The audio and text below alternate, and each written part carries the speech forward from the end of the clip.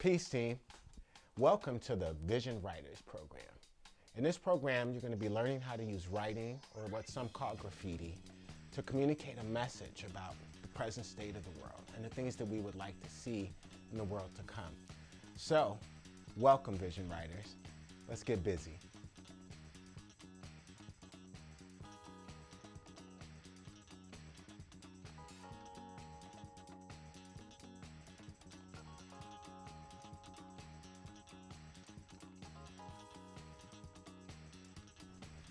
It's important to know a little bit of the background of urban writing. In the 1950s through the 1970s, urban youth in primarily brown and black communities used writing to illegally put up their names, represent their neighborhoods or gang collectives. They developed tags from their signatures and further developed those in the stylized forms. Writing grew as an underground movement of bombing and train painting in the 1970s and 1980s. Writing spread globally and style and form from these early founders, and new writers advanced bombing techniques and urban lettering style development all around the world. There are presently thousands of writers across the globe, and many city and global graffiti events and community projects have been created by writers. You're going to be learning a little bit about these foundations through your own practice as we go into developing a piece from a tag.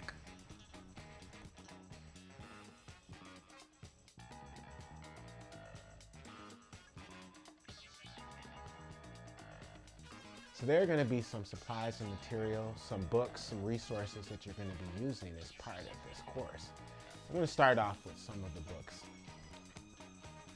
On your own time, you're going to be reading the awesome Shadow Shaper science fiction novel. This book is basically about kind of hip-hop universe in the future, or graffiti world in the future. It's by Daniel Jose Oder. So you have this in your packet. I'll be asking you, like about the third week, to take some time over the third and fourth week to read this book for your enjoyment and to post some comments in classroom. In terms of examples of writing from around the globe, you're going to be using Graffiti World, an awesome collection of pieces, artwork, and bombing from all over the globe with updated examples. And then what's especially is incredible is that when you're done with the course, or even beforehand, you can even take the cover and make it into a poster for your room.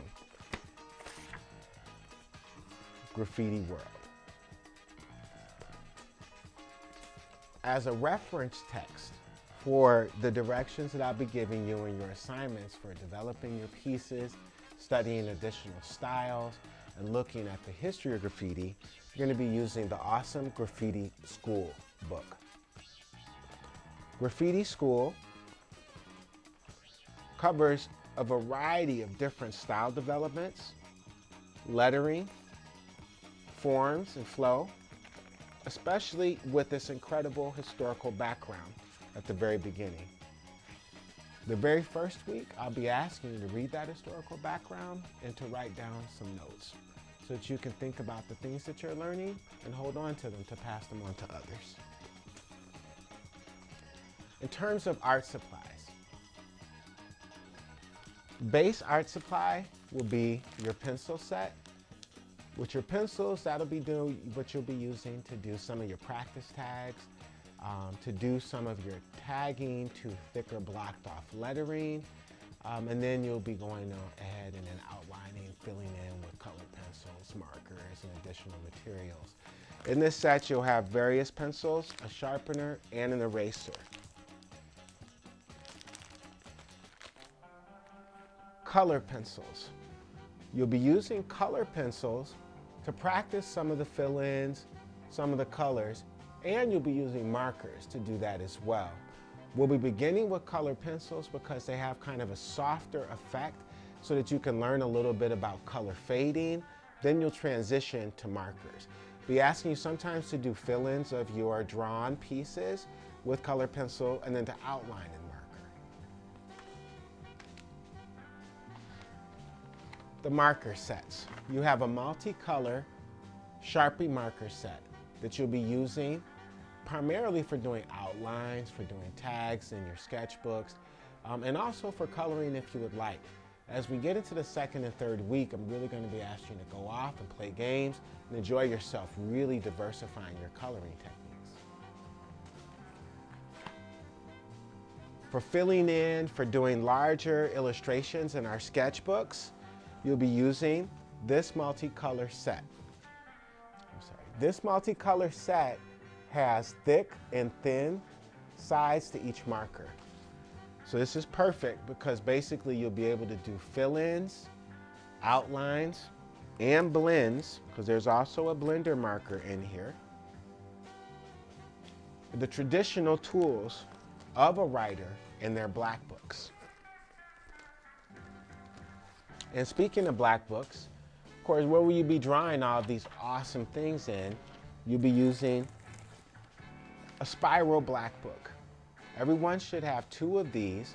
And what I ask you to do in the meantime is to find a piece of cardstock or cardboard, or to pull out 2 pages of this to insert into your book so that you'll be able to draw on pages with marker but not bleed over into the next page. When we get into using this book, I will explain that to you again. We're going to play some new games. What you can't really see that's in here is transparencies. So we're going to do some things where you're going to be doing color development on your paper in your sketchbook. You'll be doing some style development. You'll be tracing those styles with Sharpie markers onto the transparencies, and then putting the transparencies on top of your colors so that you can see various super duper awesome ways of doing fill-ins, 3Ds, backgrounds, and all sorts of explorations in writing. So these are your supplies. Go ahead and check your kit. Make sure that you have all of these parts and pieces, and you'll be ready to begin. The first exercise that you'll be asked to do is to actually practice tagging. We're going to go back a little bit in time to some of the tag forms that were developed by the original South Bronx writers. Very simple forms, almost like regular handwriting. Perfect example of this is Grandmaster Kaz, who wrote his lyrics in his tag form. What you're going to do is you're going to go ahead and you're going to write each of these letters, maybe about 15 times each, underneath each letter in the alphabet.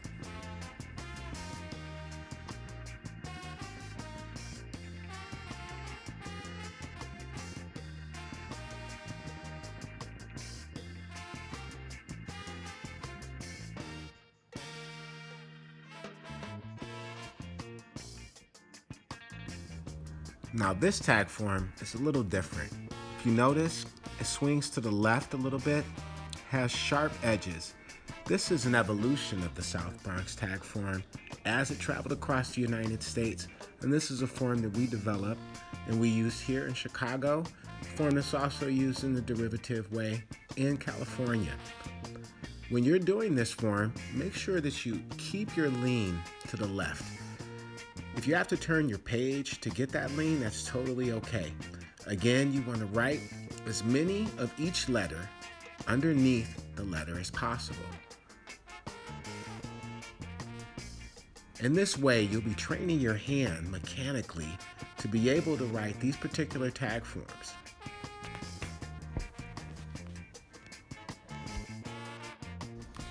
Go ahead and take about 15 to 20 minutes if you need to practice your full alphabet.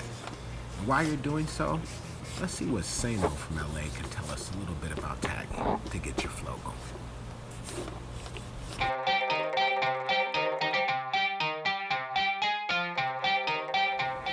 What's up, this is Insanity, and today I'm hanging out with Sano out here in Chinatown, Los Angeles, and today he's going to be teaching you guys some basics on tagging.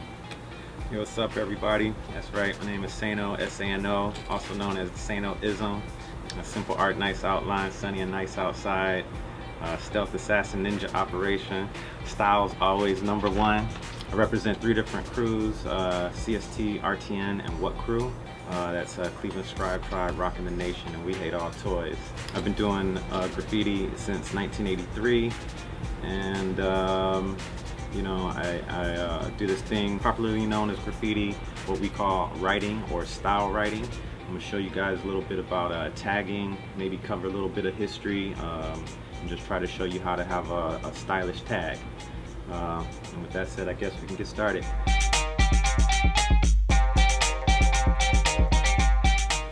Hey, what's up? Just wanted to show you guys a few samples, basic stuff, little basic tag.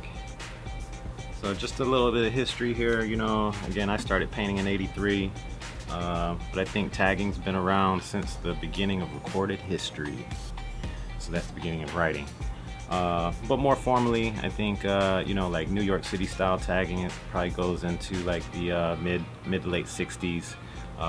West Coast style tagging claims to be maybe a little bit before that, probably even as early as the 40s and stuff like that, with the Mexican kind of placas, name tags and stuff like that. So there's a lot of debate there.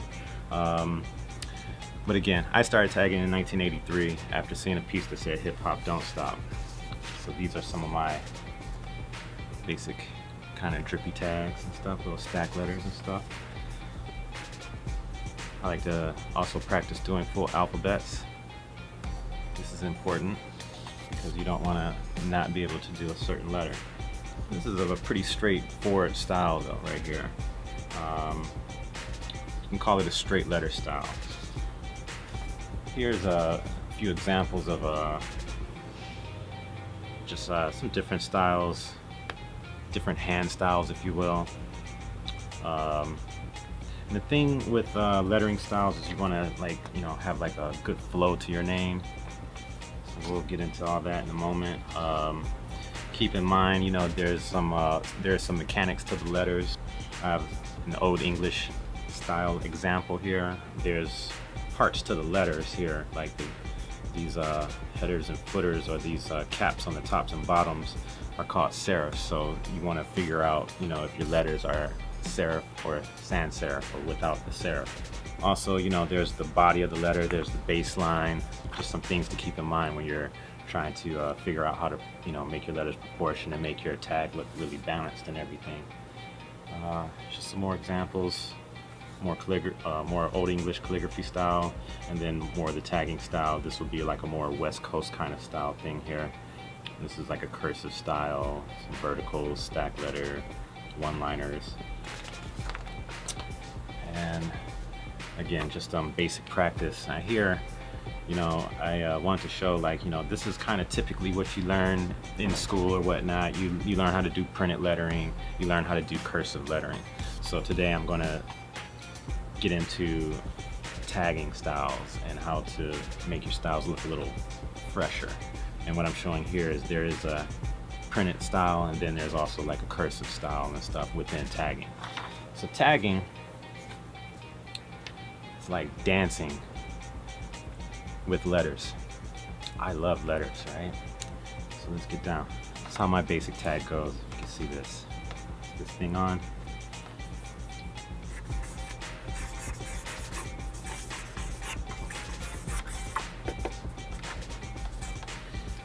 Word up. All right. So that's my basic tag. We have here, of course, you see this SANO. I have a 5-point star in my O. Historically speaking, this used to drop down into an infinity sign and then drop into this into the heart as an anchor within the quotes with a halo over it. I tend to break my name down into acronyms and stuff. You know, like I said, style's always number one. And things like that. You know, simple art, nice outline, sunny and nice outside. And then with the star and the halo and the heart, you know, these are all just different things that kind of express, I guess, my personality or something like that. So let's do a few more here. This will be more of a cursive style.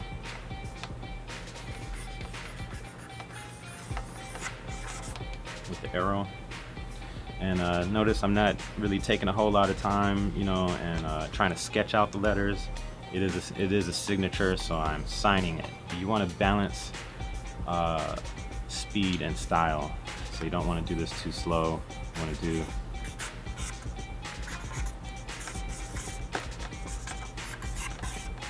different iteration, so that way you see the now I'm using little nuclear atom symbol and the heart. What I'm using here too, I have the second piece of paper under here as my blotter page, so as the ink goes through this piece of paper, it'll be blotted on this page. I also have different types of markers, make a lot of difference. We have calligraphy or chisel style markers. We have classic, you know, fat markers. And we have drippy blotters. So this is all just basic stuff here. You can practice with pens, pencils, brush tip markers and stuff. They all have their different qualities and stuff to it. I guess let's just start off with pencils. Basic stuff. We'll go through a printed alphabet.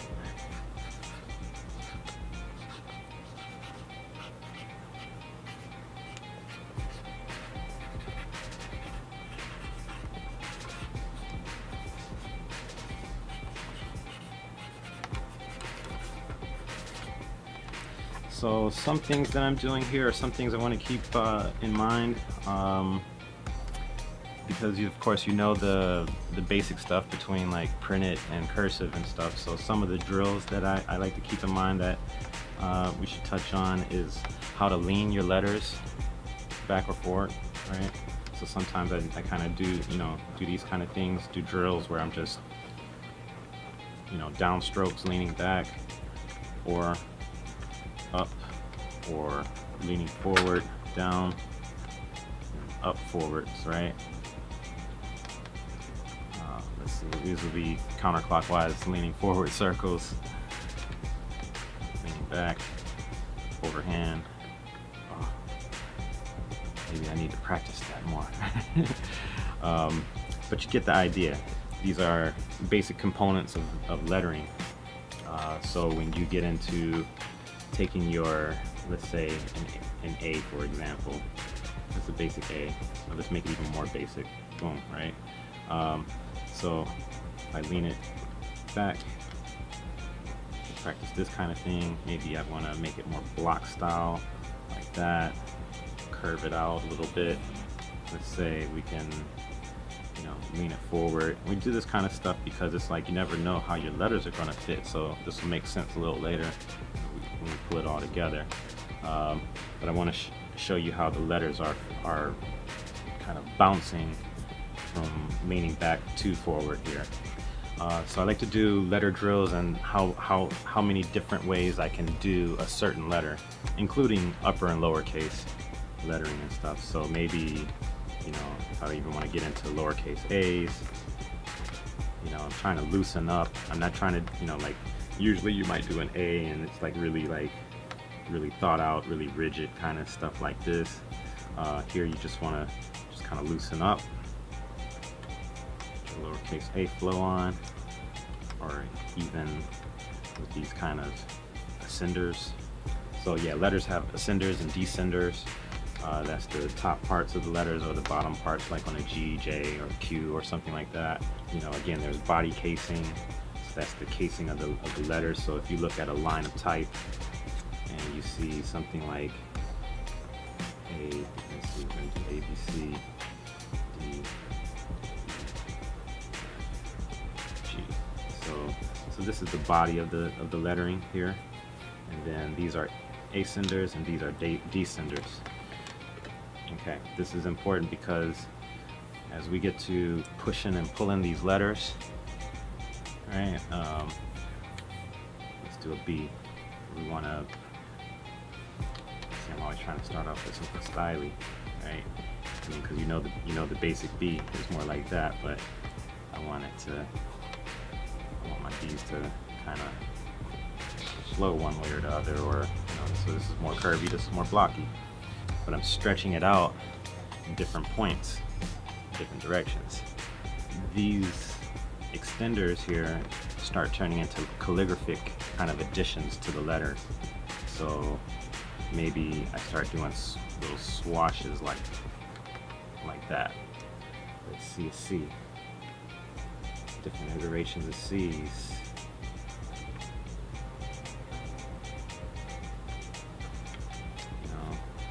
Kind of has this kind of corner in the top.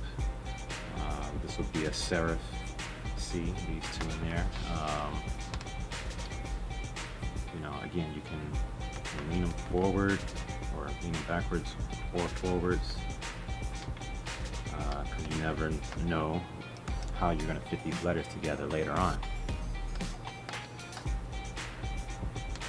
D's. Continue the D line here.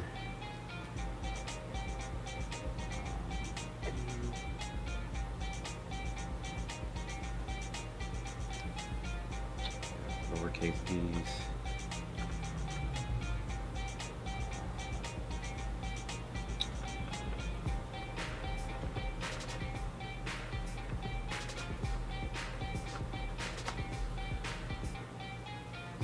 Just some different stuff going on there. Let's see. E's I like a lot because they're really fun to play with. So of course your basic E, and then if you start kind of pulling this, stretching it around, or I kind of like doing E's like that. More of a calligraphy style E's. So maybe some notes on just some brush calligraphy kind of stuff in there too, because I like to keep that in mind here. So interesting thing with brush styles is, you know, for me, I connect the brush styles to kind of like Chinese calligraphy, or, you know, Japanese Shodo style brush calligraphy. This is a cheap brush because it is a marker. Some of the, you know, of course, if this was a real brush and ink and everything, there's a lot of technique involved there, so far as like pressure. So how you lay the brush down, how you pull the stroke, and how you give it, like you give it a thick and thin, or you give it light and heavy pressure to give it this thick and thinness about the lettering.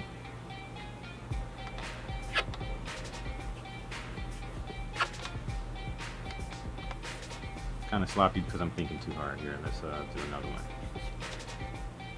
Flow with it a little better.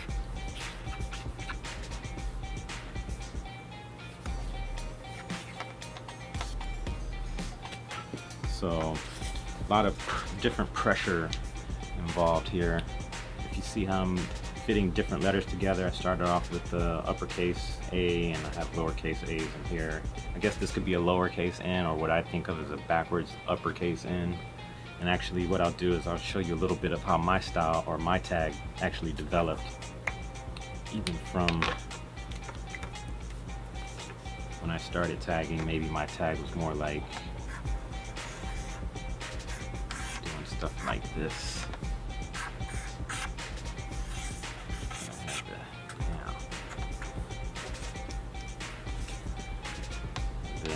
Say we went to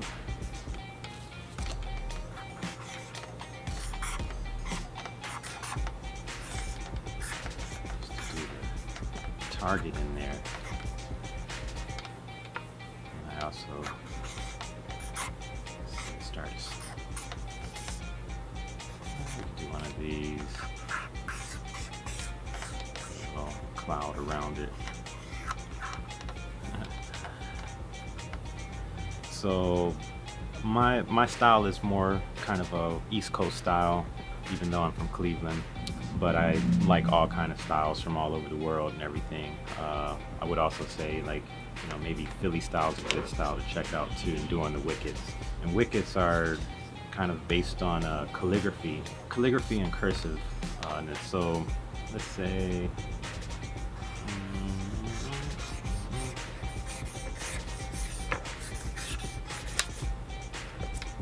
that one's kind of sloppy. Just do another one.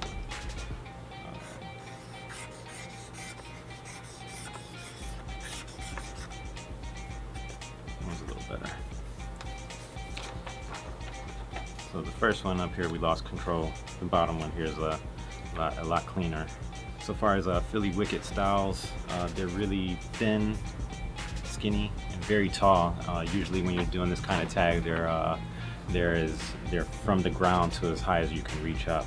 another iteration of that, probably a style that is not so popular but it's out there, and if you get a chance to see it, things that I like to do is throw in like these little hearts.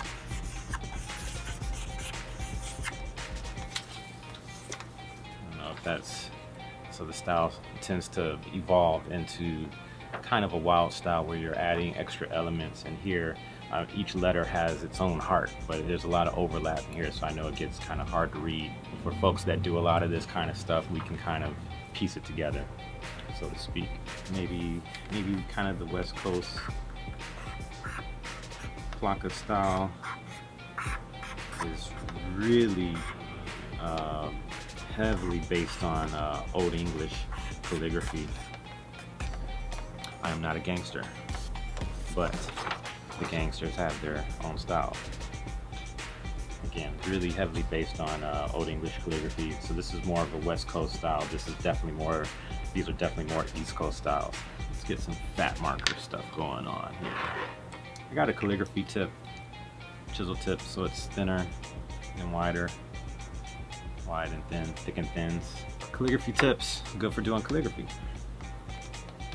So you kind of see this kind of thing where you follow the chop.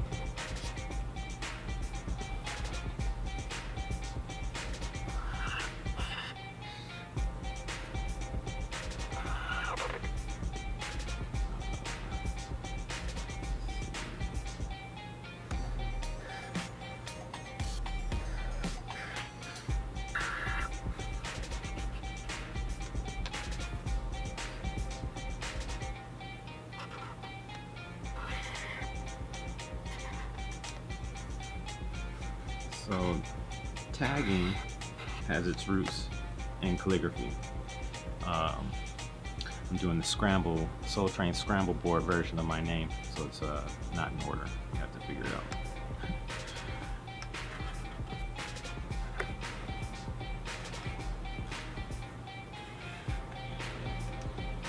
So there's that kind of thing with the calligraphy tips. Definitely urge, folks to, research different styles, different writing styles, and incorporate it into your tag. So, that marker.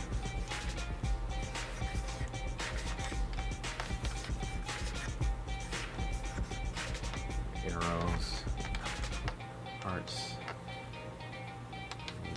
maybe my crew.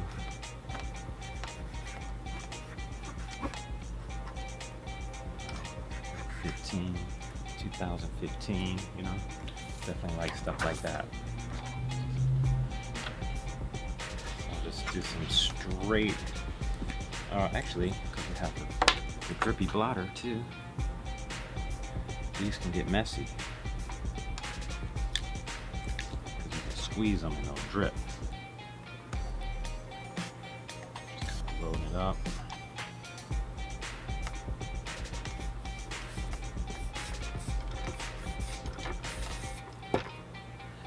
Nice little splat right there. Oh, ink. Yeah, feeling that. That's a basic tag. Now, what you do with it is up to you.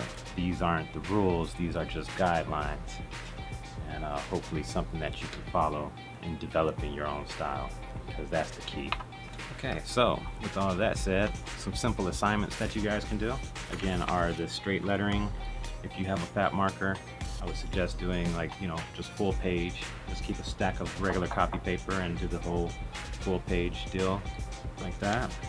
And just keep the style consistent, keep it clean, start up, keep it real basic, clean, simple, readable styles that you're comfortable with, and then start exploring the wilder kind of calligraphy and stuff. I would definitely say explore this kind of thing where you're doing print styles to the wild styles, so you develop a range of different styles.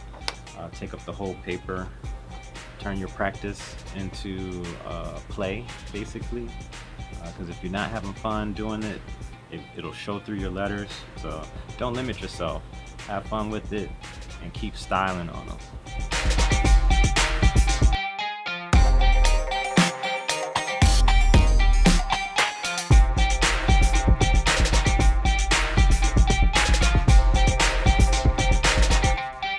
closes out part one of our preparation for vision writers, tagging.